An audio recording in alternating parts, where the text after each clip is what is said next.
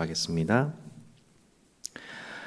하나님의 입에서 나오시는 그 모든 말씀을 참으로 기록한 여러 저자들의 증언과 기록을 통해 우리가 예수 그리스도를 우리 온전히 믿고 신뢰할 수 있도록 이 복을 주시는 하나님, 이 하늘의 은혜를 진심으로 감사를 드립니다. 오늘도 예수님의 말씀, 예수님에 대해서 증언한 이 말씀을 토대로 우리로 예수 그리스도를 밝히 알 수 있도록 우리의 영안을 열어 주시기를 기도드립니다. 누가의 참으로 관찰과 또한 참으로 연구와 기록을 통해서 우리 가운데에 드러난 참으로 하나님의 진리를 바로 깨달을 수 있도록 인도해 주시고, 이 말씀을 받은 주의 몸된 교회가 이 말씀의 뜻에 따라 순종하며 살아갈 때에 하나님의 나라가 우리 삶 가운데 이루어진 것을 경험할 수 있도록 인도해 주시옵소서. 오늘도 이 말씀의 저자이신 성령 하나님께서 이 말씀을 우리 마음속에서 풀어오실 때에 우리 마음이 뜨거워지게 해주시고 영안이 열려진 시간 될 수 있도록 인도해 주옵소서. 감사와 찬미를 올려드리며 주 예수 그리스도 이름으로 기도드렸습니다. 아멘. 우리 누가복음의 말씀 1장 1절로 4절을 봉독하겠습니다. 누가복음 1장 1절로 4절 그리고 사도행전 1장 1절로 3절 두 군데를 살펴보도록 하겠습니다. 누가복음 1장 1절로 4절 그리고 사도행전 1장 1절로 3절의 말씀입니다. 우리 중에 이루어진 사실에 대하여 처음부터 목격자와 말씀에 일꾼된 자들이 전하여 준 그대로 내력을 저술하려고 붓을 든 사람이 많은지라. 그 모든 일을 근원부터 자세히 미루어 살핀 나도 데오빌로 각하에게 차례대로 써 보내는 것이 좋은 줄 알았노니 이는 각하가 알고 있는 바를 더 확실하게 하려 함이로다. 아멘. 자, 사도행전 1장 1절로 3절입니다.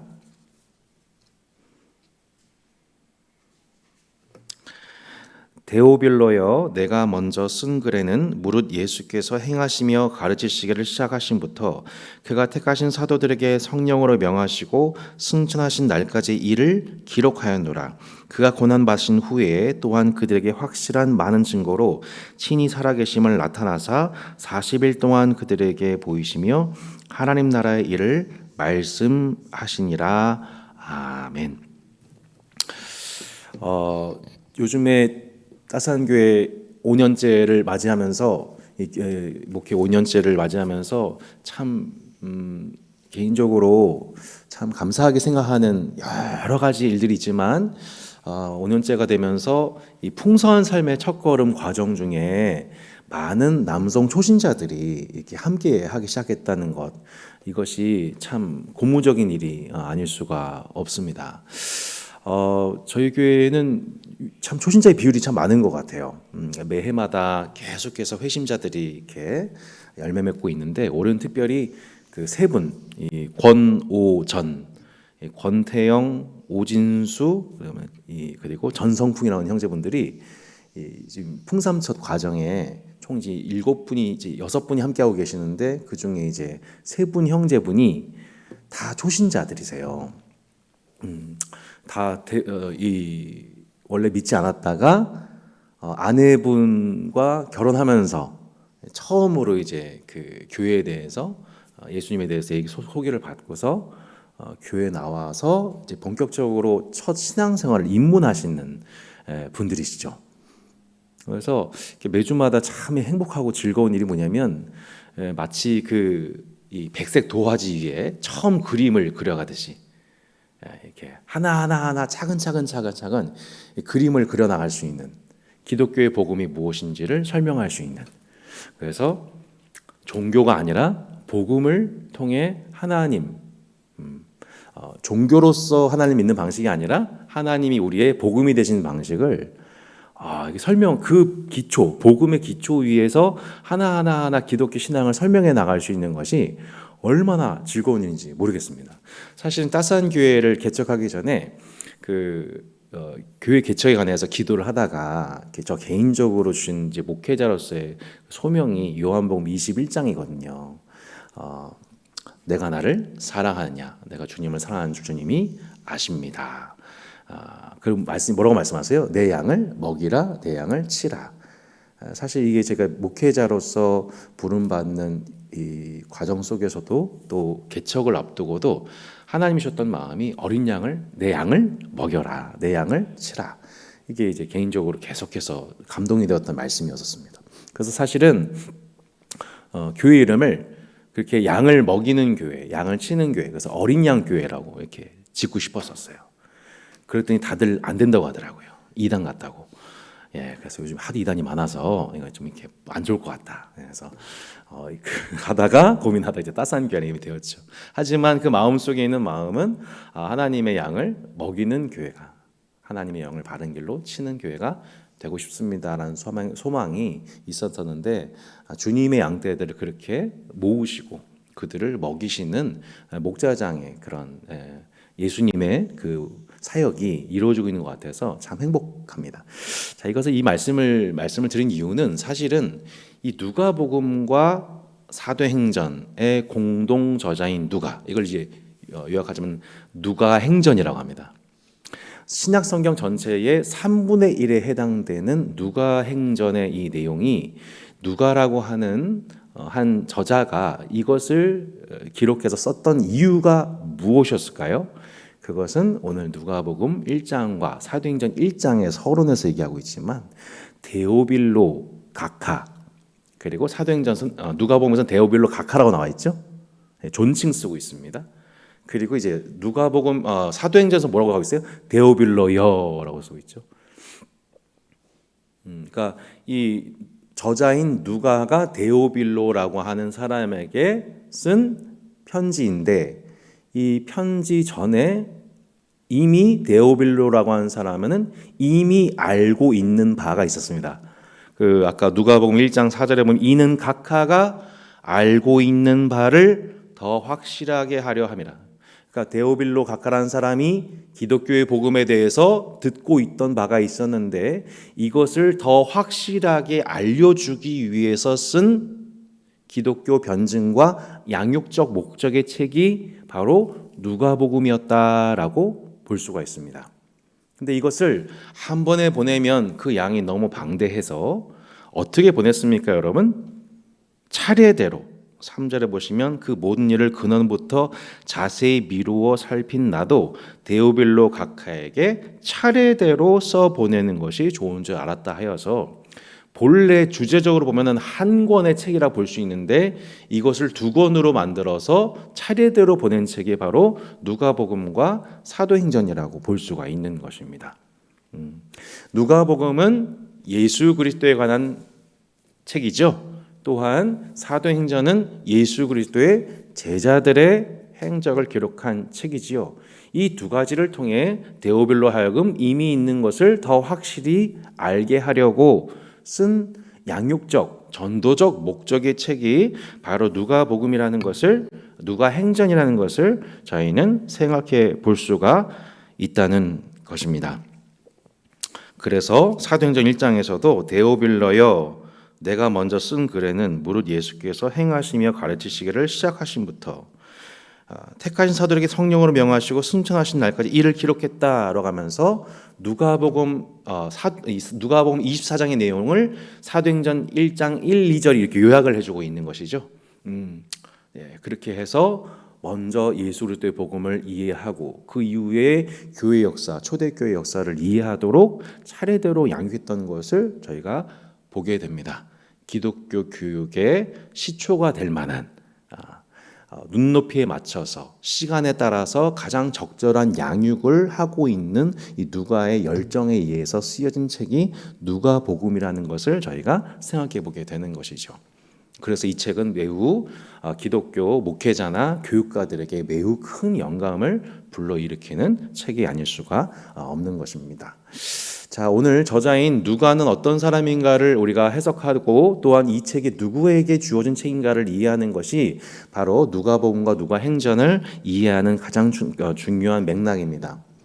놀랍게도 사도 바울이 쓴 이 옥중서신인 또한 골로새서나 사도 바울이 가장 인생의 말년에 쓴 디모데 후서라든지 보면은 이 누가에 관한 실명이 기록되어 있는 것을 보게 됩니다. 골로새서에 보면은 사랑을 받는 의사 누가라고 이렇게 표현이 되어 있죠. 사랑을 받는 누가 의사. 그는 참으로 사랑스러운 의사였나 봅니다. 루키오스라고 하는 헬라어 단어인데요. 영어로는 루카스라고 합니다. 루카스는 뜻이 뭐냐면은 빛을 비추는 사람입니다. 빛을 비추는 사람. 저는 그 이름이 참 너무너무 좋은 것 같아요. 예. 실로 누가는 그렇게 누군가에게 빛을 비추는 사람. 그죠? 데오빌로 각하. 아마 로마의 고위 관료에게 그 빛을 비추는 사람이었던 것 같아요. 그는 의사로서 이 누가복음과 사도행전을 보면은 물론 누가복음 자체는 마가복음, 마태복음과 더불어서 공관복음, 동일한 관점을 가진 복음서이지만 특별히 누가복음에만 쓰여지는 헬라어 단어, 사도행전 포함해서 800개의 단어가 고급 용어가 사용됩니다. 그건 그만큼 누가의 어휘력이 그만큼 탁월했다는 것을 저희가 보게 되는 것이죠.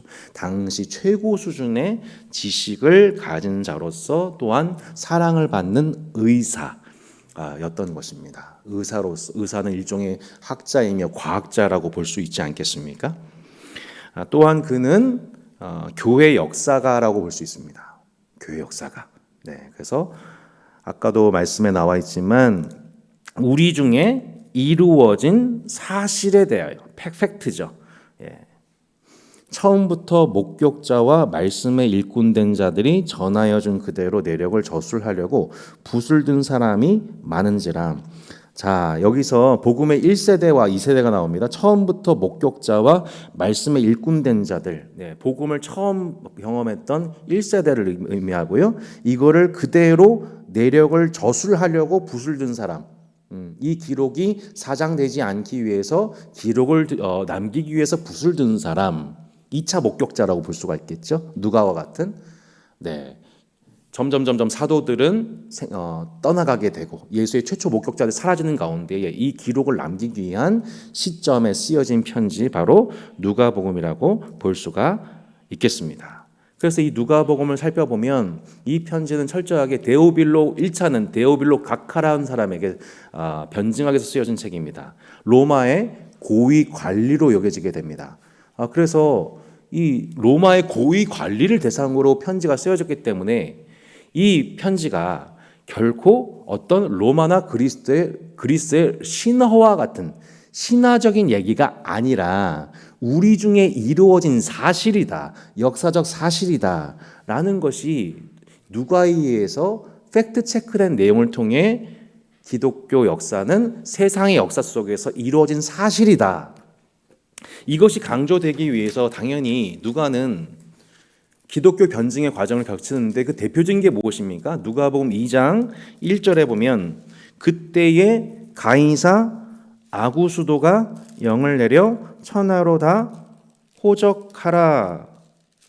가이사 아구수도 누굽니까? 제정 국가 시대의 최초의 황제였던 옥타비아누스를 의미합니다. 그러니까 이 기독교의 역사는 신화가 아니라 실제의 로마의 시대 역사, 세속 역사 한복판에 이루어진 일이다라는 것을 강조하고 있는 것이죠. 누가복음 3장 1절에도 보면은 어떻게 나옵니까? 3장 1절에 보면 디베rio 황제 실명 이름이 나오죠. 티베리우스 황제입니다. 디베rio 황제가 통치한 지 15해에 곧 본디오 빌라도가 유대의 총독으로 헤롯이 갈릴리 분봉왕으로 그 동생 빌립이 이두레와 드라고닛 지방의 분봉왕으로 루사니아가 아빌레네의 분봉왕으로 그리고 안나스와 가야바가 대제사장으로 실제 역사 속에서 존재했던 인물들 세속의 역사가의 기록에도 남아있는 인물들이 그대로 반영이 되면서 이 얘기는 신화에 관한 얘기가 아니라 역사적 기록이구나. 예수 그리스도는 역사적 인물이었구나라는 것에 대해서 변증하는 방식으로 쓰여지고 있습니다. 왜요? 이 편지는 누굴 대상으로 쓰여졌어요? 데오빌로 각하, 로마의 고위 관리를 대상으로 편지가 쓰여졌어요. 저희가 복음서 읽을 때마다 정말 중요한 관점이 뭐예요? 이 편지가 누구에게 누구를 설득시키기 위해 쓰여지는가를 이해하고 말씀 보는 것이 중요하다고 했지요. 마태복음은 주 대상이 누구였어요? 유대인. 네, 유대인. 자, 우리 지난주 마가복음 기억하시죠? 마가복음도 누구였었어요? 로마인이었었습니다. 누가복음은 데오빌로 가카라고 하는 한 로마인에게 쓰여졌지만 또한 누가복음은 실장 이제 우리가 이따 공부하겠지만 모든 세계인들을 대상으로 쓰여졌습니다. 그러니까 예수 그리스도는 모든 사람을 위해서 오셨어라고 하는 관점으로 쓰여진 책이 모든 세계인을 위해서 오신 분이 예수님이야라고 그 관점에 의해서 데오빌로 가카에게 그것을 변증한 편지가 누가복음이라고 볼 수가 있습니다. 그래서 안경을 쓰고 우리가 렌즈를 쓰고 적절한 렌즈를 쓰고 봐야 되는데 마태는 그 렌즈를 쓰고 마태의 렌즈를, 마가는 마가의 렌즈를 쓰고 또 누가는 누가의 렌즈를 쓰고 누가복음을 또한 사도행전을 읽어 내려가야 하는 것이죠. 누가는 또한 여행가였습니다. 이것을 기억하는 것이 매우 중요합니다. 네, 누가복음은 일종의 예수님이 갈릴리에서 소외된 자들을 구원하시던 예수님이 그 사역을 진행하시지 않고 갑자기 내가 예루살렘으로 가야겠다라고 하시면서 예루살렘 여행, 예수님의 인생 마지막 버킷리스트 뭐예요? 바로 예루살렘 여행하는 거예요. 그 예수님의 마지막 버킷리스트 로드무비가 바로 예루살렘행 이야기입니다. 그 관점이 동일하게 차용된 인물이 사도행전의 바로 사도 바울입니다.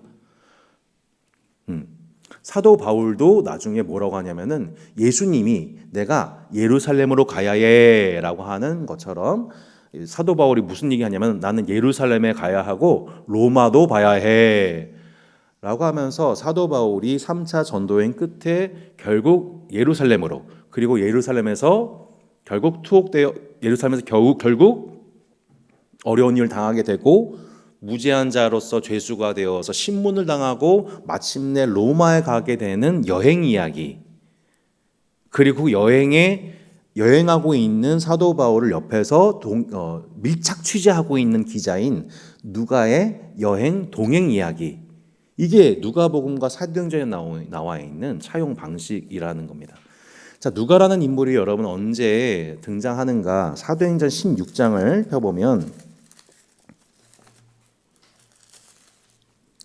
사도행전 16장에 보면 사도행전 1장부터 15장까지는 이 객관적 서술입니다. 누가가 함께했던 기록이 아니라 누가가 여러 가지 교회에 있었던 일들을 함께 듣고 정리한 내용인데 사도행전 16장부터는 누가가 그 현장에서 함께했던 자로서 참여하는 것을 보게 됩니다. 그 구절이 뭐냐면 바로 사도행전 16장 11절입니다. 자, 뭐라고 나와있어요? 우리가 드로아에서 배로 떠나 사모드라기로 직행하여 이튿날 네아폴리로 가고, 여기서부터 우리가 1인칭 본문이 나오기 시작합니다. 그 전까지는 다 뭐예요? 3인칭이에요. 사도 바울이 성령께서, 근데 사도행전 16장 딱 이 시점부터가 우리가예요. 근데 참 흥미로운 건 뭐냐면 사도행전 15장 36절에 이렇게 보시면 36절에 보시면 어떤 사건이 있어요? 바울과 바나바가 서로 마가의 일로 서로 다투어 갈라지는 일이 생겼죠. 심히 다툰 일. 정말 거의 막 멱살 잡고 싸울 정도로 크게 다툰 일이 한 번 있었습니다. 그걸로 인해서 이제 바나바는 마가를 품고 떠나가게 되고 사도 바울은 혼자 남게 되었었어요. 근데 참 신기하죠. 그 사도행전 15장의 사건 후에 16장에서 하나님이 사도 바울에게 누굴 붙여주셨냐면 첫 번째 동역자가 누구냐면 디모데예요. 디모데라고 하는 사도 바울의 영적인 후계자, 계승자가 등장을 하게 되면서 사도 바울의 일거수일투족을 함께 경험하고 또 후계자가 되어서 훗날 에베소 교회를 담당하고 이런 이 디모데라고 하는 목회자 후보생이 그때 이제 등장을 하게 되고, 그때 그 시점에 등장하게 된 동역자가 누구냐면 누가예요.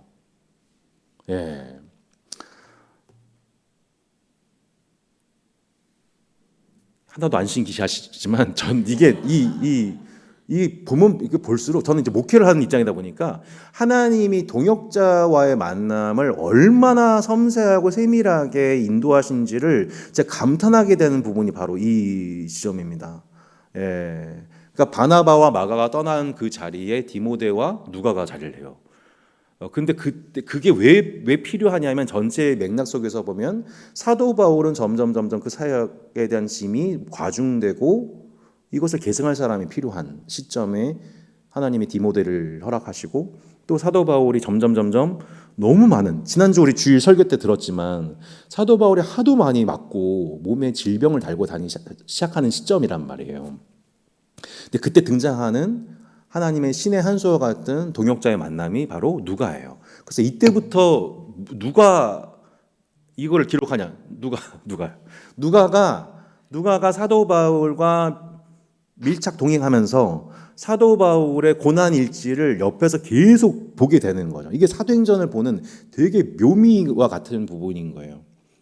사도 바울이 3차 전도 여행 이후 에베소 교회에서 떠나 파송받으면서 이제 예루살렘으로 가서 거기서 유대인들로부터 억울한 드로비모의 일로 억울한 누명을 쓰게 되고 그래서 생각지도 못한 예루살렘 행과 생각지도 못한 이 로마 총독들과의 만남 속에서 자기를 변호하고 변증하고 그러다가 로마에 가게 되는 이 일련의 과정 속에서 누가가 바로 밀착 동행을 하면서 보게 되는 거예요. 뭘 보게 되는 거예요? 이 모습이 꼭 누구 같은 거예요? 예수님 같은 거예요. 네.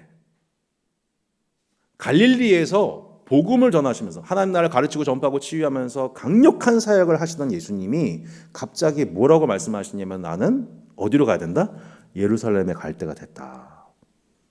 말씀이 그 예루살렘 가는 도중에 많은 하나님 나라에 관한 얘기들을 하시고 그리고 맨 마지막에 성전에 들어가서 성전 정화시키시고 성전 청소하시고 왜냐면 성령님이 오셔야 되니까 성전 청소를 막 하시더니 이제 예수님이 본인이 예언하신 그대로 십자가에 죽으시고 부활하신단 말이에요. 고난당하시고 죽음당하시고 부활하시고. 근데 이 과정이 나중에 누구에서 딱 오버랩이 되냐면 사도 바울이 똑같이 따라오고 있는 거예요. 사도 바울이 1, 2, 3차 전도행을 통해서 얼마나 멋진 사역을 감당하고 교회 개척을 했습니까? 근데 갑자기 사도 바울이 난 예루살렘에 가봐야 된다. 자, 그 말씀이 여러분 어디 나오는지 한번 보실까요? 사도행전에 보시면 19장 그 21절이에요. 네.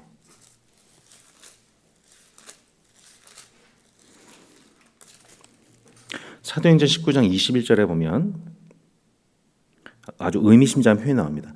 이 일이 있은 후에 바울이 마게도냐와 아가야를 거쳐 어디요? 예루살렘에 가기로 작정하여 이르되 내가 거기 갔다가 후에 로마도 보아야 하리라 하고 이게 사도 바울에게 훅 들어온 하나님의 감동이었어요. 훅 들어온. 근데 이 말씀이 뭐하고 이제 중첩이 되냐면 누가복음 9장 51절인 거예요. 누가복음 9장 51절. 누가복음 9장 51절에 보면 이렇게 나오죠. 예수께서 승천하실 기약이 차감해 예루살렘을 향하여 올라가기로 굳게 결심하시고. 네. 어떤 날이 다가와요? 승천하실 기약. 세상과 별세할 기약이 다가와요. 자, 우리 누가복음 9장 31절에 보면 이런 표현이 나옵니다. 누가복음 9장 31절에 영광 중에 나타나서 장차 예수께서 예루살렘에서 별세하실 것을 말할세. 누가요? 두 천사가 어디서요? 변화산에서.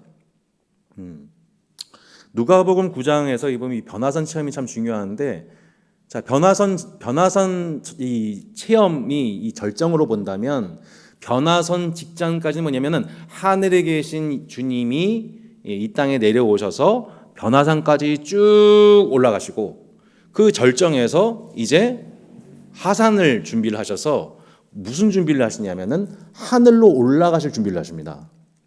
예.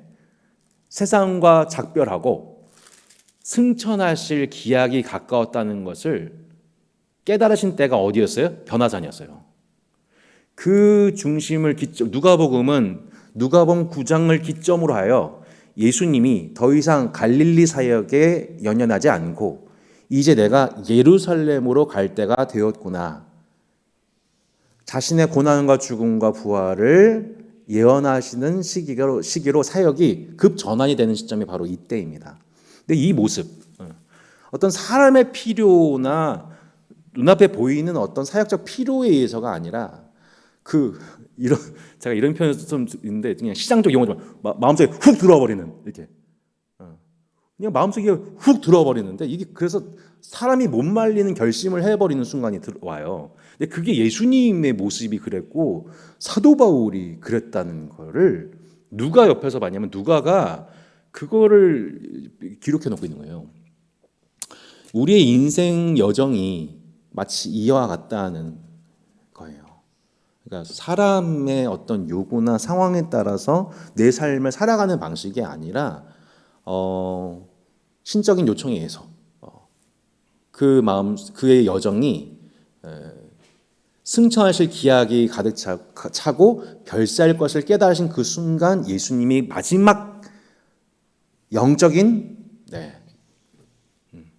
버킷리스트, 이건 내가 해야 돼. 지금 이거 하고 해야 돼. 나 죽기 전에 이거 해야 돼라고 하는 그것. 근데 그것을 향해서 이제 아무도 못 말고 가는 거예요. 그 사도 바울도 사역 잘하고 있었거든요. 근데 이제 어느 순간 이게 훅 들어온 거예요. 그래서 나 여기 있으면 안 되고 예루살렘 갔다가 로마도 봐야 돼. 라는 것이 바울의 마음에 훅 들어와 버렸던 때에 근데 그때 그 사도 바울의 그 결심하는 모습을 기록한 역사가가 누구냐면 누가였던 거예요. 그러니까 누가의 기록이 되게 중요한 게 왜냐면 누가의 기록이 왜 이렇게 중요하냐면 그러한 예수님을 닮아가는 모습들이 초대교회 안에 동일하게 나타나더라. 이건 데칼코마니처럼 붕어빵처럼 나타났다라는 것을 누가가 그걸 보고 기록했다는 게 중요한 거예요. 그거가 누가 행전을 이해하는. 저 지금 농담하는 게 아니에요. 그러니까 누가랑 드립하는 게 아니라 그 누가란 역사가가 그거를 기록하고 우리 가운데 가르쳐주는 바에 큰 메시지가 있다는 건데 우리는 결국 예수님의 붕어빵으로서 예수님을 믿는 우리는 성령을 받아서 우리가 동일하게 붕어빵 찍어내듯이 묘하게 그 사도들이 예수님 닮아가더라. 그거를 기록하고 있는 관점이 누가행전이어서 누가복음과 사도행전을 함께 연구하는 우리의 그 연구와 또한 우리 모습 성령을 받은 신자의 삶 속에서 실제 경건 속에서 그 동일한 부분들이 또 다른 데칼코마니로 또 다른 붕어빵과 같이 우리 삶 속에서 드러나는 것을 발견하는 방식. 그래서 다시 그 방식을 성경을 통해서 이해하고 성경 통해서 지지받고 그래서 우리도 그 길로 걸어가도록 그 여행을 걸어가도록 아무도 못 말리는 그 여행을 걸어가도록 우리를 독려하는 책이 바로 누가복음 사도행전인 것이죠. 그래서 이 누가라고 하는 역사가 한 사람이 이렇게 소중합니다. 저희 그 한국 교회사에 관한 그 아주 탁월한 박용규 교수님, 저희 따산교회 부흥이 한번 주일 예배 때도 오셨었잖아요. 그 교회사 속에서 쓰여지고 있는 스토리 하나하나가 그 기록이 얼마나 중요한지 모릅니다. 그러니까 뭐의 재현인 거예요? 사도행전과 초대교회 증인들의 재현인 거죠. 그러니까 지금도 우리 안에서 어떤 모습이 우리 안에서 발견되는 복을 받았냐면 놀랍게도 예수님과 제자들이 걸어갔던 그 길을 똑같이 비슷하게 재현하고 그 길을 따라가고 있는 사람들이 출현한다. 이거를 성경에서 부흥이라고 하는 거예요. 예. 그러니까 부흥이라는 게 사람 수가 많아지고 막 건물에 막 사람들이 꽉 차 있고 막 그게 부흥을 얘기하는 게 아니라 예전에 예수님과 제자들이 걸어갔던 그 길을 똑같이 똑같이 성령을 받아서 그 길을 따라가려고 사람들은 막 다 뜯어 말리고 있는데 너 거기 가면 죽어, 너 거기 가면 고생해 라고 하는데 아니야, 난 예루살렘도 가야 되고 로마도 봐야 돼 라고 성령에 매여 그 길을 가는 사람들에 관한 스토리가 바로 사도행전이고, 그 사도행전의 원형이 누가복음이라는 거를 기독교 역사가인 누가가 그것을 기록하면서 우리가 본받아야 할 신앙의 원래 신앙, 최초의 기독교 신앙, 최초의 그리스도를 따른 자들의 신앙이 무엇인지 그거를 밝혀주고 있는 책이에요. 근데 그게 누구에게 지금 증거되고 있냐면 데오빌로 각하에게 증언하다가 초신자, 풍성한 삶의 첫걸음하고 있는 백색 도화지에 그림 그려가는 사람한테 이게 그려지게 되면서 변질된 기독교가 아니라 원형적 기독교가 백지 스며들듯이, 저는 그래서 요즘에 어떤 현상을 이제 주목하게 되냐면 나중된 자로서 먼저 된 자들이 나온다. 데오빌로 각하처럼 변질된 형태의 기독교가 아니라 본래 기독교가 무엇인지를 스펀지처럼 쓰며 이렇게 빨아들이는 그런 사람들. 예수님도 늘 그러셨잖아요. 본래 아브라함의 자손들은 바깥에 쫓겨나서 울게 될 거고, 동서남북에는 밖에 있는 이방인들 자손들이 다 아브라함의 자손으로 들어오게 될 거라고. 막 이런 현상들이 앞으로 많이 나타나게 될 것 같아요. 그게 이제 누가복음을 보면서 우리가 하나님이 이렇게 이방인 출신으로서 이방인인 로마인인 데오빌로라는 사람에게 복음을 전한 누가, 의사, 교양인으로서 탁월한 언어와 문화 이해자였으며 또한 교회 역사가요 전도자로서 복음을 변증하였으며 또한 여행가로서 실제 그 역사 속에서, 교회 역사 속에서 복음이 그림 언어로 나타나는 현장 안에서 예수 그리스도를 발견하고 사도들 안에 예수 그리스도의 형상이 드러났다는 것을 기록한 사람. 그러니까 얼마나 참 소중한 기록입니까? 그래서 결국에 신약 성경의 3분의 1이 이 탁월한 누가라고 하는 사람을 통해서 드러나게 되었고, 이 소중한 유산은 저희가 물려받게 된 것이죠. 서론이 너무 길었습니다. 거의 끝나가는데요.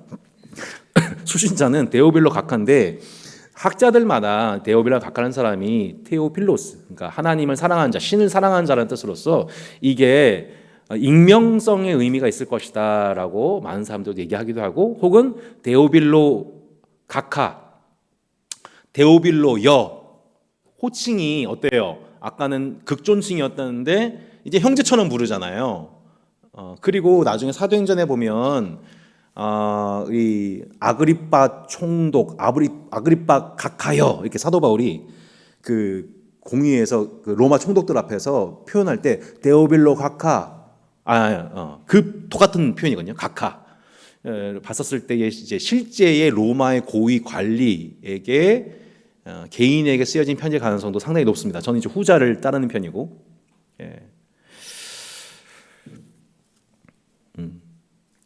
그래서 이 데오빌로 각하인 개인에게 기독교를 변증해서 쓴 편지로 이렇게 보여지게 됩니다.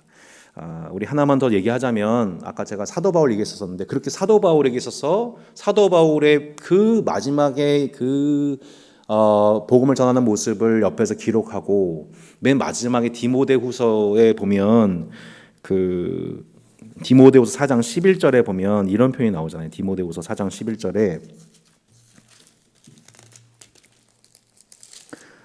이렇게 나오죠.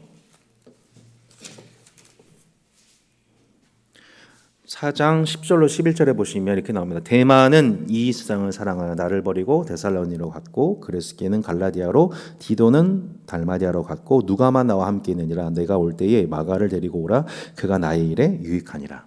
사도 바울이 투옥된 상황 속에서, 사도 바울이 두 번째 투옥된 상황 속에서 이제 동역자들이 하나둘씩 바울에게서 이탈되었었을 때에 그 몸은 점점 늙어가고 힘이 없어질 때에 끝까지 감옥에서 사도 바울의 몸을 돌봐줬던 사람 바로 누가입니다.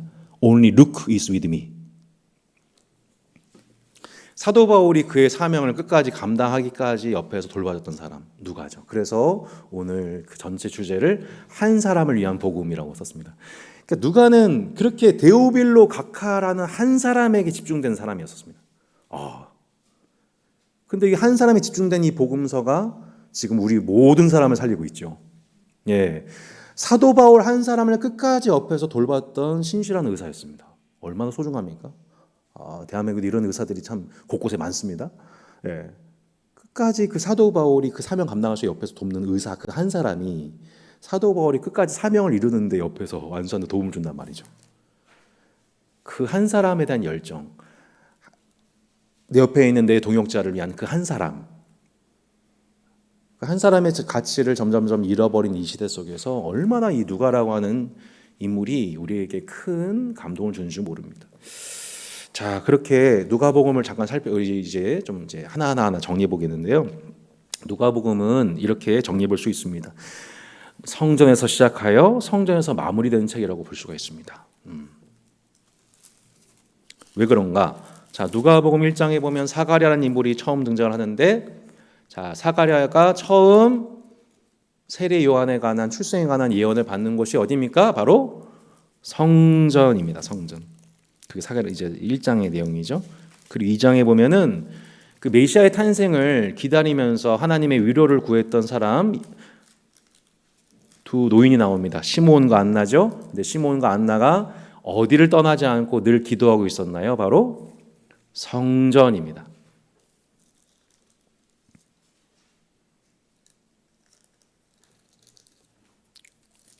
네, 전혀 못 믿으신 눈치여서 누가복음 2장에 보시면 2장 27절에 이렇게 나오죠. 성령의 감동으로 성전에 들어가매. 37절 과부가 되고 84세가 되었더라. 이 사람이 성전을 떠나지 아니하고 주야로 금식하며 기도함으로 섬겼다. 계속 뭐가 강조되고 있냐면 하나님의 메시지가 성전에서 임했다. 성전을 떠나지 않았다. 이걸 강조하고 있습니다. 그리고 예수님이 첫 번째 자신에 대해서 말씀하신 바가 49절에 나오는데, 예수께서 이르시되 어찌하여 나를 찾으셨나이까? 내가 내 아버지의 집에 있어야 될 줄을 알지 못하셨나이까? 자, 지금 어디에서 있었던 에피소드예요? 46절 사흘 후에 성전에서 만난즉. 성전에서 만난즉. 자, 6월절 때 예수님 12살의 나이에 이 절기를 지키러 나갔다가 부모가 예수님 잃어버렸죠. 근데 계속 찾아다녔는데 못 찾다가 어디서 찾았어요? 성전에서 계신 거예요. 내가 아버지의 집에 있는 거 모르셨어요? 예수님이 이렇게 말씀하신 거죠. 예. 그러니까 지금 마태복음은 성전 그리고 성전 권력에 대해서 되게 비판적인데, 누가복음의 관점은 그렇지가 않고 성전에 대해서 여전히 하나님의 메시지가 임하는 곳, 하나님을 섬기는 자들이 함께 모이는 곳으로 상당히 긍정적으로 쓰여지게 되는 마태와 다른 관점을 저희가 살펴보게 됩니다. 그 성전에서 시작된 얘기가 맨 마지막에 누가복음 24장에 보면, 자, 어떻게 마무리가 되냐? 자, 50절로 53절에 이렇게 나오죠. 예수께서 그들을 데리고 베다니 앞까지 나가서 손을 들어 그들에게 축복하시더니 축복하실 때 그들을 떠나 하늘로 올려하시니 그들이 그의 경배와 큰 기쁨으로 예루살렘에 돌아가 뭐 하고 있어요? 늘 성전에서 하나님을 찬송하니라. 그러니까 지금 누가복음이 어디서 시작돼서 어디로 마무리되고 있냐면 성전에서 복음이 시작되고 성전에서 또 다른 복음을 기다리고 있어요. 예, 그 성전에 그 하나님의 집에서 머무르라. 계속해서 예수님 뭐라고 말씀하셨냐면은 그 49절에 보세요. 볼지어다 내가 내 아버지께서 약속하신 것을 너에게 보내리니 너희는 위로부터 능력을 입혀줄 때까지 이 성에 머물라. 이 성에 머물라. 그래서 제자들이 그 성전에서 떠나지 않고 하나님을 찬송하고 있는 모습을 통해서 성전에서 시작된 하나님의 나라가 성전에서 계속 또 다른 그 하나님 나라의 완성을 향하여서 성전에서 제자들이 기다리고 찬송하는 모습으로 연결된 책입니다. 그 예전에 하나의 복음 네 권의 책, 이 예수님의 모습을 네 가지 형상으로 저희가 이해할 수 있다고 말씀드렸었죠. 자, 마태복음은 무엇의 형상이었습니까? 네, 사람의 형상이었죠. 마가복음은 사자의 형상. 으르렁, 네. 큰 소리 치시면서 내가 널 위해서 죽으러 왔다, 다 이뤘다, 이렇게 큰 소리 치시는 예수님, 사자. 자, 요한복음은 독수리, 하늘의 높은 지평에서 땅을 바라보는 독수리. 자, 그렇다면 누가복음은 무엇의 형상이라고 말씀드렸죠? 소입니다. 소. 네, 소의 형상입니다. 희생 제물로 오신, 묵묵히 그 길을 걸어가신 분. 네. 그래서 성전에서 희생당하실 소의 형상으로 오셔서 묵묵히 갈릴리에서 예루살렘으로 뚜벅뚜벅 걸어가는 희생제물, 이것이 예수 그리스도의 형상이 소의 모습으로 나타난 책이 누가복음이라고 말씀을 드릴 수가 있는 것입니다. 이 내용이 어떻게 요약할 수 있냐면 1장부터 4장까지는 스스로의 공생애를 시작하시는 장면이 1장부터 4장의 내용이라고 볼 수가 있겠고, 본격적으로 하나님 나라를 전파하시는데 4장부터 9장에 보면은 갈릴리에서 복음을 전파하시는 모습이 나오게 됩니다. 그리고 9장부터 19장까지는 예수님이 갈릴리에서 예루살렘으로 여행하신 도중에 어떻게 하나님의 나라가 기존의 세상의 질서를 전복하시는지에 관한 여러 가지 비유들, 특별히 마태와 마가복음에 등장하지 않은 여러 가지 비유들이 나오게 됩니다. 그리고 맨 마지막에 이제 19장에서 24장에 보면은 예수님의 순환과 부활 얘기가 나오죠. 중간중간에 그렇게 이 누가복음의 키워드에 해당되어지는 말씀이 누가복음 아까 봤던 9장과 더불어서 누가복음 4장의 말씀입니다. 4장 18절에 보면 예수님이 갈릴리에서 본격적으로 사역하시기 앞서서 본인의 사역을 이렇게 설명하셨습니다. 주의 성령이 내게 임하셨으니 이는 가난한 자에게 복음을 전하게 하시려고 내게 기름을 부으시고 나를 보내사 포로된 자에게 자유를, 눈먼 자에게 다시 보게 함을 전파하며 눌린 자를 자유롭게 하고 주의 은혜의 해를 전파하게 하려 하심이라. 곧 예수님께서는 본인의 사역을 이사야서의 말씀을 인용하여서 소외된 자를 향한 하나님 나라의 축복이다라고 말씀하시면서 마태와 마가복음에서는 좀 도드라지지 않는 누가복음만이 갖고 있는 독특한 몇 가지 강조점들 중에 소외된 자, 기존 이 세속화된 종교 질서 속에서 소외된 자로서 진짜 하나님 나라에 가까운 자들을 주목하여 드러내시는 하나님의 나라. 교만한 자는 도리어 낮추시고 겸손한 자는 높이시며, 가난한 자는 높이시고 부유한 자는 망하게 하시는 이 하나님 나라의 이 복음을 강조하고 있는 것을 저희가 보게 됩니다.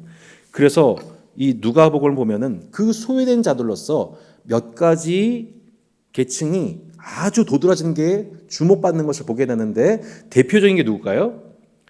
지금 여기 모여 계시는 여성입니다. 여성입니다. 지금도 보시면 남자는 1명, 여자는 5명이잖아요. 자, 농담입니다.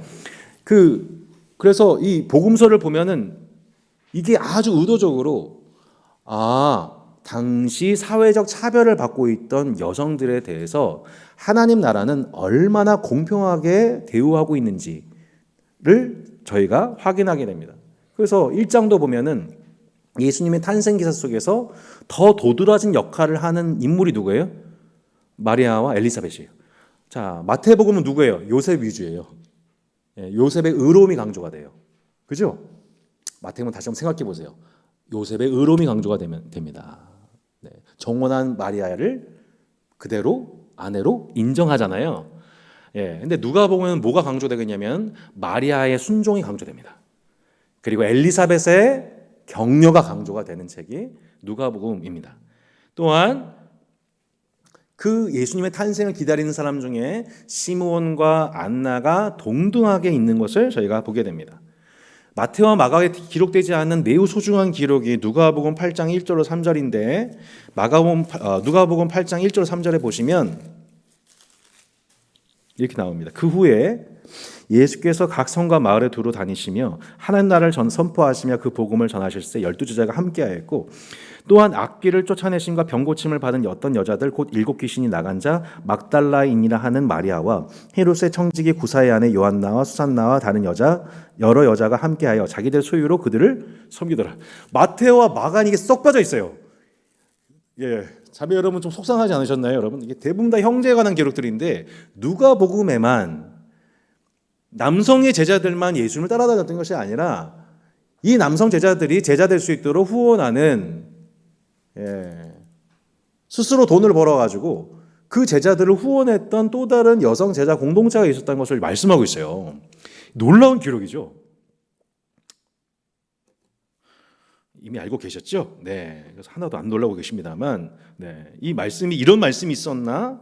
전 처음에 그런 생각 참 많이 했었습니다. 그리고 그 제자들 중에서 누가복음에만 기록되고 있는 그 유명한 여인들, 마리아 여전도회, 마르다 여전도회, 그 두 여자 자매 제자들에 관한 스토리. 한쪽은 하나님 말씀을 듣는 일에 사모하고 한쪽은 하나님 주님의 봉사인으로 마음이 급한 영원한 두 부류 여성 전도회. 그 얘기도 누가복음에만 저희가 기록되어 있는 것을 저희가 보게 되죠. 그리고 아주 선명하게 우리 여성들에게 힘을 주는 부분은 아마도 누가복음 23장과 24장에 나와 있는 부분일 거예요. 네.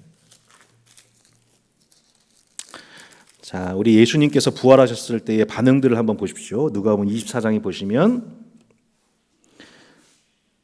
9절부터 이렇게 나와 있습니다. 무덤에서 돌아가 이 모든 것을 11사도와 다른 모든 이에게 알리니 이 여자들은 막달라 마리아와 요한나와 야고보의 모친 마리아라 또 그들과 함께 한 다른 여자들도 이것을 사도들에게 알리니라. 근데 사도들은 어때요? 그들의 말이 허탄한 듯이 들려 믿지 아니하나 이렇게 나와 있죠. 예수 그리스도의 부활에 관해서 다른 사도들, 남성 사도들에 비해서 끝까지 그것을 추적하고 그 역사적 부활을 확인했던 사람들, 대부분 다 여성들이었다는 것을 누가는 얘기해 주면서 당시 남성을 우월적 존재로 인식했던 모든 사회적 인식을 혁명적으로 깨뜨리는 복음서적 기록을 하고 있습니다. 그러니까 오히려 하나님 나라에서 소외된 것처럼 여겨졌던 자리에 사실은 하나님 나라에서 더 가까운 자들, 더 하나님 나라에 가까운 자들, 더 그 눈이 밝은 자들로서 여성을 기록하고 있는 누가의 독특한 방식을 우리는 함께 이해를 해야만 하는 것이죠. 두 번째는 이방인 죄인 부정한 자들에 관한 예수님이 대하시는 태도인 것을 저희가 보게 됩니다. 그래서 당시 보면은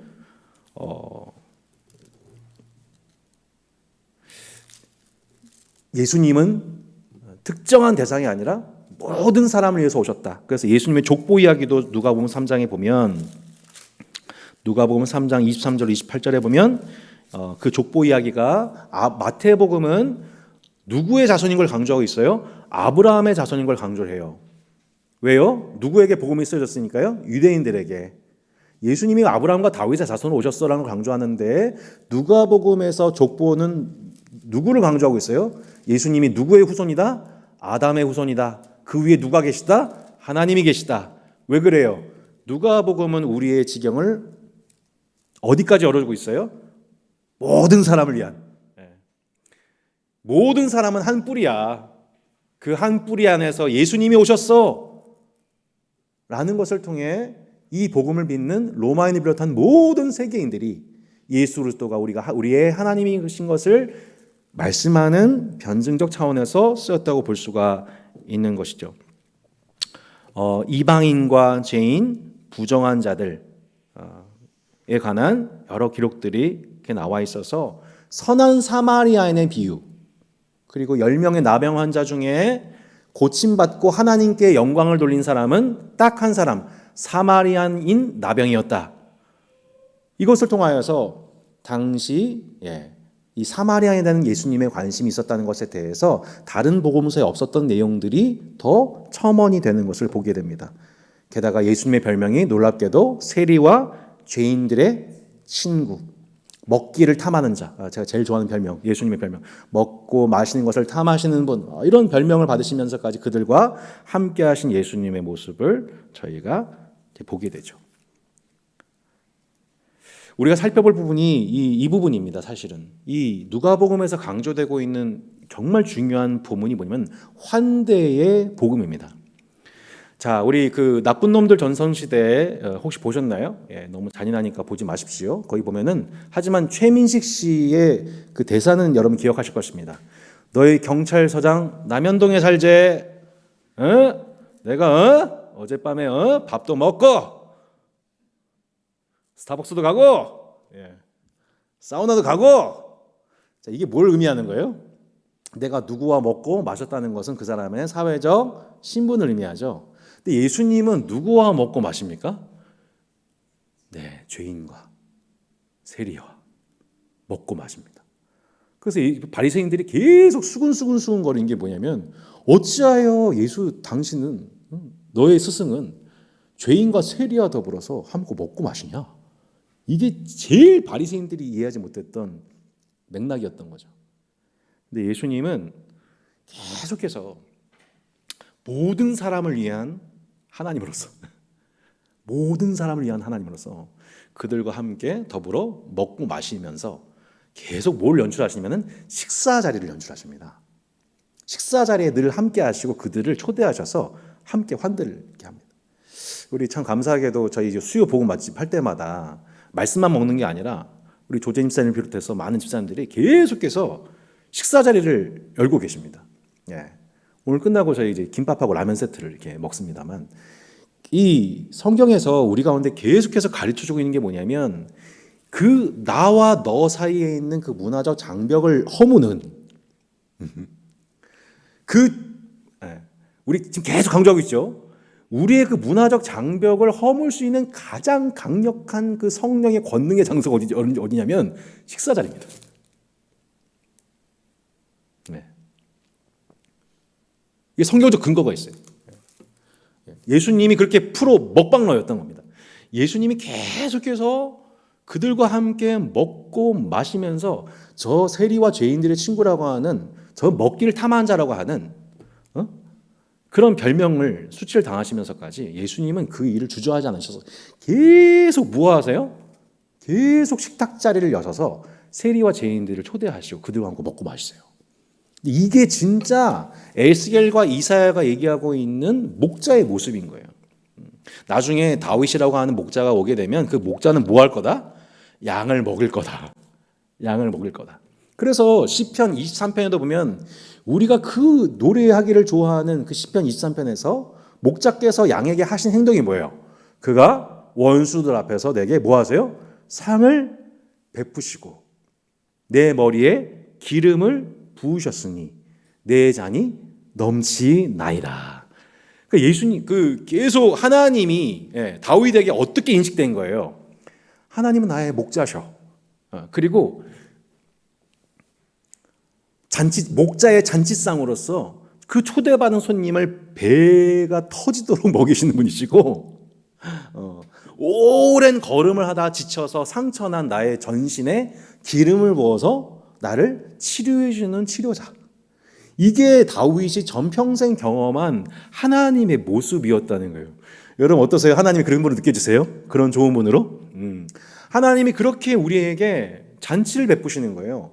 그러니까 주일은 어떤 날이냐면, 그러니까 주일은 마치 비유하자면 그러는 거예요. 딱 한 줄 딱 봤는데 자녀가 막 몸이 비실비실해요. 그럼 어떤 생각할까요? 엄마 아빠가 뭐라고요? 네. 아유 이거 몸보신 좀 해야겠네, 그죠? 그래서 이제 뭐예요? 삼계탕. 여름에 삼계탕 아주 그냥 잡아가지고 토종닭 잡아가지고 푹 구워가지고 거기에 인삼, 마늘, 곳곳 몸에 좋은 거 다 때려 넣어가지고 끓여내가지고 내오는 것과 같다는 거예요. 그러니까 목자께서 뭐 하시는 거예요? 계속 가장 영양소 최고급의 것으로 좋은 것으로 양떼를 먹이는 것, 그게 뭐예요? 목자의 모습이다. 그게 하나님의 모습이다라고 성경 시종일관 얘기를 하고 있는 것이죠. 예. 그렇게 우리에게 상을 베풀으셔서 우리로 하여금 내 잔이 넘치나이다라고. 아니 어떻게 이런 상을 내가 맞이할 수 있어요? 제가 뭔데 이렇게 저한테 잘해주세요 라고 그 목자의 사랑 덕분에 배부름을 경험하는 존재가 바로 누구예요?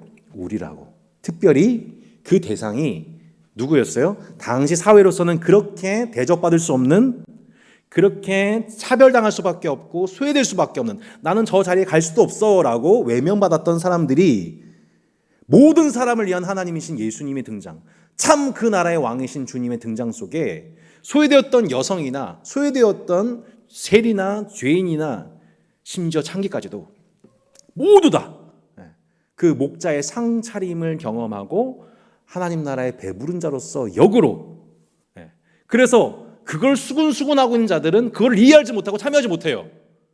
그게 누구예요? 누가복음 15장의 큰 아들이잖아요. 누가복음 15장 큰 아들. 오히려 허랑방탕하게 죄를 범하고 멀리 갔다가 아버지께로 돌아온 둘째 아들 탕자는 돌아왔었을 때 아버지가 그를 목을 끌어안고 울면서 환영하고, 야, 내 아들이 돌아왔다. 내 아들이 돌아왔다. 어디 잔치를 베풀자. 송아지를 잡아라. 예, 그래서 한우로 그냥 무한 리필로 막 먹을 수 있도록 해줬더니 큰 아들은 어떻게 해요? 네, 나한테는 염소 새끼 한 마리도 잡아준 적이 없더니라고 삐지면서 서운해하죠. 이게 하나님 나라의 모습이라는 거예요. 이게 누가복음에 나타나는 하나님 나라가 역전되는 모습이라는 거예요. 오히려 종교에 가까워졌던, 종교에 열심히 했던 사람들은 이 나라를 이해를 하지 못하고 오히려 큰 아들과 같이 삐지고 섭섭해하고 자기가 누리고 있는 것들 전혀 감사해하잖아요. 내가 이렇게 기도 많이 하고 이렇게 금식 많이 하고 이렇게 열심히 하고 했는데 나는 누린 게 하나도 없네 라고 늘 하나님께 삐져 있는 거예요. 근데 오히려 나는 저 자리도 못 들어가. 나는 교회 갈 사람이 못 돼. 나는 술도 하고 담배도 하고 나는 죄가 많아서 못 가라고 하는 그런 사람들이 오히려 거꾸로 어떤 대접을 받아요? 아버지의 사랑을 듬뿍 받으면서 내 잔이 넘치나이다. 나 같은 사람도 이 상을 차지할 수 있다니. 나 같은 사람이 이 상 자리에 함께 할 수 있다니요. 여러분 지금 어떤 정황 속에서 하나님 만나고 계세요?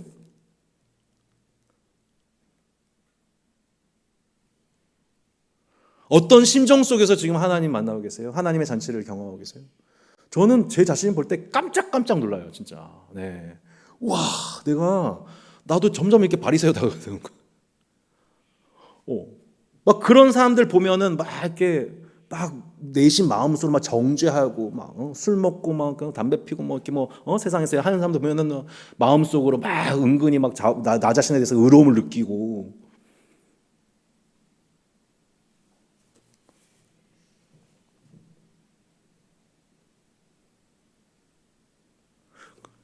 이 마음하고 싸우다가 이 마음 갖고 보다가 이제 뭐 어떤 생각으로 자꾸 이제 회개를 해야 되냐면, 나는 감히 이 자리에 속할 수도 없었던 사람이었는데, 나는 결코 이 목자의 잔치상에 초대받을 수도 없었던 사람이었는데, 내가 뭐라고 언제부터 이 자리에 와가지고 함께 주님과 더불어 먹고 마시고 형제 자매들과 함께 마음껏 먹고 마시면서 이렇게 천국을 누릴 수 있게 된 지가 내가 얼마나 됐다고, 내가 무슨 자격이 있다고 왔었었는데, 이 생각 속에서 주일을 맞이하는 저와 주일이 너무 다른 거예요. 감사하게서도 요즘에 좀 주일에 그 은혜가 있어요. 나는 이 자리에 감히 초대받을 수도 없었던 자리인데 이 자리에 와서 함께 예배를 누리고 있고 천국을 누리고 있고, 심지어는 내가 이 천국 잔치에 하인으로 부름받아서 물돈 하인이 돼가지고 심지어 그 목자께서 양들을 위해서 베풀으시는 그 말씀의 꼴을 내가 뭔데 그거를 같이 막 하나님 날 충성되게 여기셔가지고 때를 따라 말씀을 나누는 그 일꾼으로 나를 불러셨다는 게 너무 막 벅차고 감격적이어서 매주가 그러지 못해요, 솔직히. 그럴 때가 있다는 거 너무 감사하게도. 내가 뭔데 이 역할을 하면서 목자의 잔치상에 그 하인으로 초대받아가지고 목자께서 양떼들을 배불리 먹여주셔가지고 양떼들이 와 내장이 넘치다 행복해하는 모습을 보는 그 통로로 내가 살 수 있다는 자체가 감격 아니에요. 근데 그 내적 상황이 아니라 우리도 나도 모르게 바리새인처럼 이 양떼들을 한 마리를 얻었을 때, 잃어버린 양 한 마리를 얻었을 때 그 기뻐하시는 그 목자의 기쁨을 전혀 이해하지 못하고 동감하지 못하고 있는 그 잃어버린 양에게 마음 두지 않고 있는 우리의 모습. 이것도 우리가 누가복음에서 우리 자신을 냉정하게 평가받을 수 있는 말씀이 아닌가 하는 것입니다.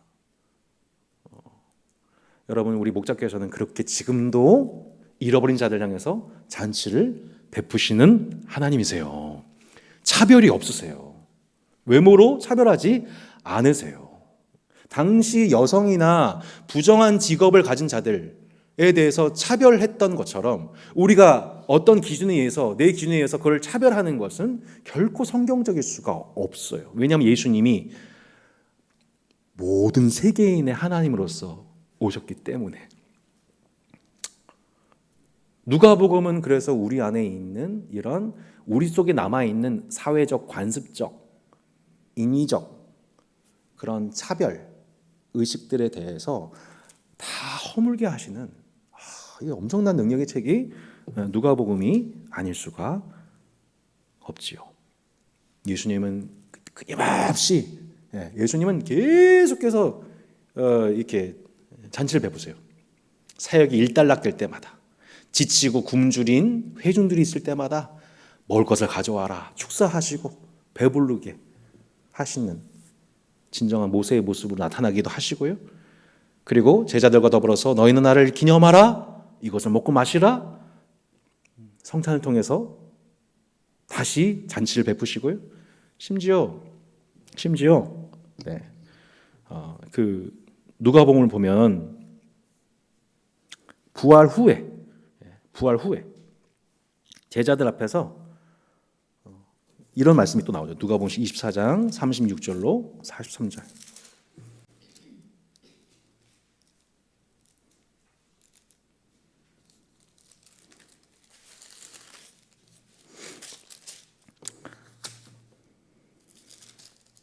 두 군데만 더 마무리하겠습니다. 23장 먼저 30절 31절. 그들과 함께 음식 잡수실 때에 떡을 가져사 축사하시고 떼어 그들에게 주니 그들의 눈이 밝아져 그인 줄 알아보더니 예수는 그들에게 보이지 아니하시더라.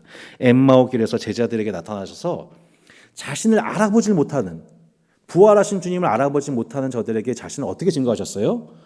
먹음으로. 떡을 가져서 축사하시고 떼어 그들에게 주시니 그때서야 눈이 밝아져서, 식사 자리를 통해서야 그들의 눈이 밝아져서 예수 그리스도를 알아보게 되었다고 말씀하고 있어요. 24장 38절도 보세요. 예수께서 이르시되 어찌하여 두려워하며 어찌하여 마음에 의심이 일어나냐. 내 손과 발을 보고 나인 줄 알라. 또 나를 만져보라. 영은 살과 뼈가 없으되 너희 보는 바와 같이 나는 있느니라. 이 말씀하시고 손과 발을 보이시나 그들이 너무 기쁨으로 아직도 믿지 못하고 놀랍게 여길 때 이르시되 여기 무슨 먹을 것이 있느냐 하시니 이에 구운 생선 한 토막을 드리니 받으사 그 앞에서 잡수시더라. 제가 제일 좋아하는 말씀 중에 하나입니다. 예수 잡수시더라. 아멘. 이게 먹으신 장면을 통하여서 계속 예수님의 부활, 육체 부활이 사실이구나. 계속 예수님은 우리에게 이 식사, 만찬, 식탁의 복음을 통해서 천국을 우리에게 계속해서 가르치시고 우리의 어두워진 눈을 열어주셨다는 것을 저희가 살펴보게 되는 것이죠. 시간 관계상 5번과 6번은 간단하게 하겠습니다. 그렇게 예수님이 예수님께서는 갈릴리에서 하나님 나라를 전파하시던 도중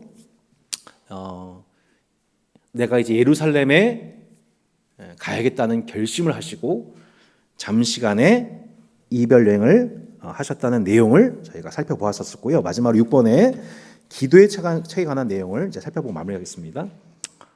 원래는 이제 누가복음은 환대에 관한 복음과 기도에 관한 복음 이 2주로 나눠서 해야 되는데 오늘 시간 관계상 한 1주에 요약하겠습니다.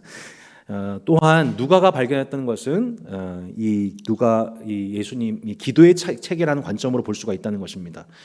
마태복음과 마가복음에는 기록되지 않는 누가 행전에만 강조되고 있는 부분이 뭐냐면 예수님과 사도들은 공통적으로 그 모든 사역과 교회의 일 가운데에 먼저 기도를 행했다는 것을 살펴보게 됩니다. 첫 번째, 예수님이 세례를 받으실 때나, 두 번째, 병자를 고치실 때나, 사도를 선택하실 때나, 베드로의 신앙 고백을 받으실 때나, 혹은 변화산에서 6번 주기도문을 가르치실 때,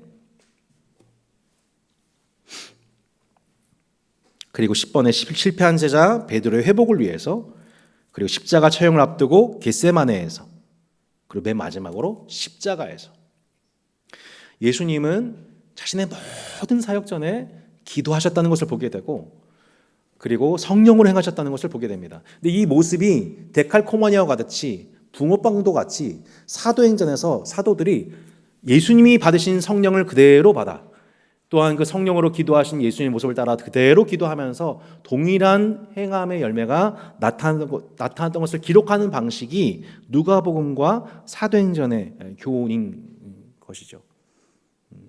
나중에 이제 사도행전에서 살펴보겠지만 우리는 이 관점으로 나중에 사도행전을 저희가 살펴보도록 하겠습니다. 그러니까 이것은 어떤 메시지를 주고 있는 것입니까? 당시 그는 의사였고 과학자였고 역사가였고 여행자였습니다. 최고의 교양인, 최고의 지성인이었습니다.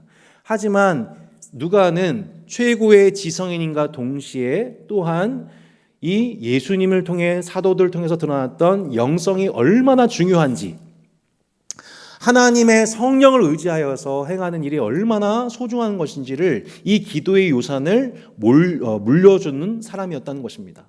이렇게 우리에게는 한편에는 이 지성을 통해서 복음을 우리 변증하고 증언하는 지성적 노력, 또한 그 복음으로 행할 수 있는 영성적인 훈련, 이 두 가지가 매우 균형 있게 우리 삶 가운데에서 나타날 때 그 균형 있는 모습이 제2제3의 데오빌로 각하에게 본래 복음이 갖고 있는 그 복음의 유산들, 원형적 복음을 유산으로 물려줄 수 있다는 것을 저희가 확인하게 되는 지점인 것이죠. 앞으로 이 부분은 이제 사도행전을 통해서 살펴보도록 하겠습니다. 오늘 누가복음을 이제 마무리하면서 우리 각자에게 주시는 핵심적인 메시지들을 저희가 좀 정리해 보았으면 좋겠습니다. 저는 그것을 한 사람을 위한 복음이라고 정리해 보고 싶습니다. 그 한 사람이 참된 예수 그리스도의 사람, 예수님의 제자로 성장시키기 위한 목적으로 쓰여진 편지 이 누가복음이었습니다. 또한 누가는 그렇게 복음서를 통하여서 양육할 뿐만 아니라 또한 누군가가 끝까지 그리스도인의 사명을 감당할 수 있도록 돕는 의사, 사도 바울의 신실한 동역자이기도 했습니다. 여러분, 우리도 크고 위대한 일을 하려고 하기에 앞서 진짜 큰 사람은 누구예요? 네. 작은 일에 순종하는 그 사람. 작은 일에 순종하는 것이 큰 일입니다. 작은 일에 순종하는 그 사람이 큰 사람인 거예요. 지극히 작은 일, 작은 자 한 사람에게 행하는 것이 곧 주님께 행하는 것인 것을 믿고 우리의 삶이 계속해서 한 사람을 위한 복음 전도자로서 우리 삶이 하나님 앞에 구별되었으면 좋겠습니다. 우리 함께 이 말씀을 생각하면서 기도하는 시간 갖기를 원합니다.